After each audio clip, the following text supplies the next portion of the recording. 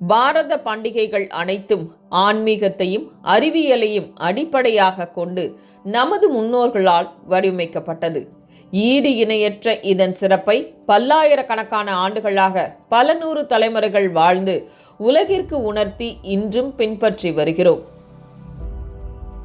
கோடி நன்மைகளை பெற கூடி வாழ தேவையான பண்புகளை மனித மனங்களில் ஆழமாக பதிய வைப்பதே பாரதிய பண்டிகைகளின் நோக்கம். ஊடகங்களாலும் விளம்பரங்களாலும் இன்று சமுதாய மனங்களில் திணிக்கப்பட்டு வரும் ஆங்கில புத்தாண்டின் வரலாற்று பின்னணியும் அதனால் உலகின் மூத்த குடியென்று போற்றப்படும் தமிழ் குடியில் ஏற்படும் சிதைவுகளும் கண்டிப்பாக ஆய்வு செய்யப்பட வேண்டியவையே. ரோம் நாட்டு விவசாயிகளின் தேவைக்கு ஏற்ப கால மாற்றங்களை கணக்கிட நிலவை மையமாக கொண்டு கிமு 732 ரோமானியர் கேலண்டரை வடிவமைத்தனர். 304 நாட்களை கொண்ட ஆண்டு சந்திரன் மையமாக கணிக்கப்பட்ட 10 மாதங்களை மட்டுமே கொண்டதாக இருந்தது.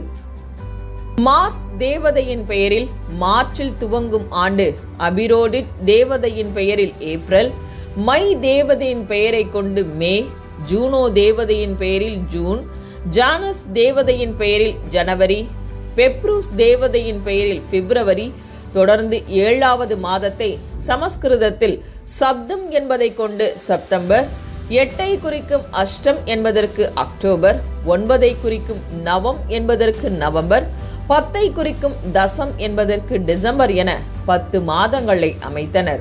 கிமு 46 ரோமை ஆண்ட ஜூலியஸ் சீசர் பாரத கால அட்டவணையை கண்டு ஆண்டிற்கு 365 நாட்களாக விரிவாக்கினார்.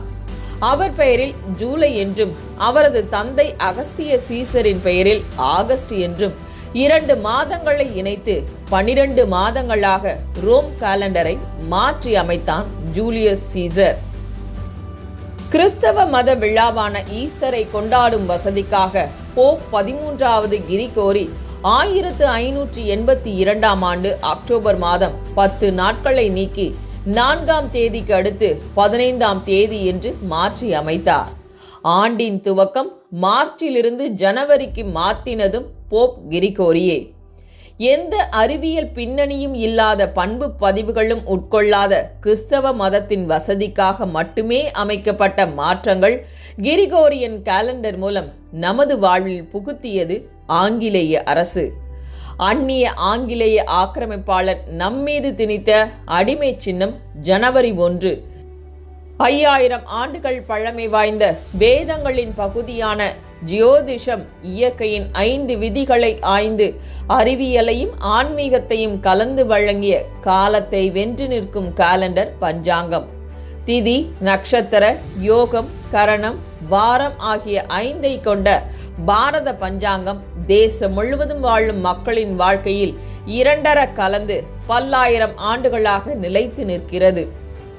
அலுவலகங்களிலும் வணிகங்களிலும் நமது நிர்வாக வசதிக்கு ஏற்ப பயன்படுத்தி வரும் அனைத்தையும் வாசலுக்கு வெளியில் பயன்படுத்தும் காலணி போல் கழற்றிவிட்டு வீட்டிற்குள் நாம் பெருமையுடன் ஹிந்துவாக வாழ்வோம். உலகின் மூத்த நாகரிகமான பாரத நாகரிகத்தை சார்ந்தவன் என்னும் பெருமையுடன் வாழ்வோம் என அறம் வளர்த்த நாயகி சேவை மையம் அன்புடன் கேட்டுக்கொள்கிறது.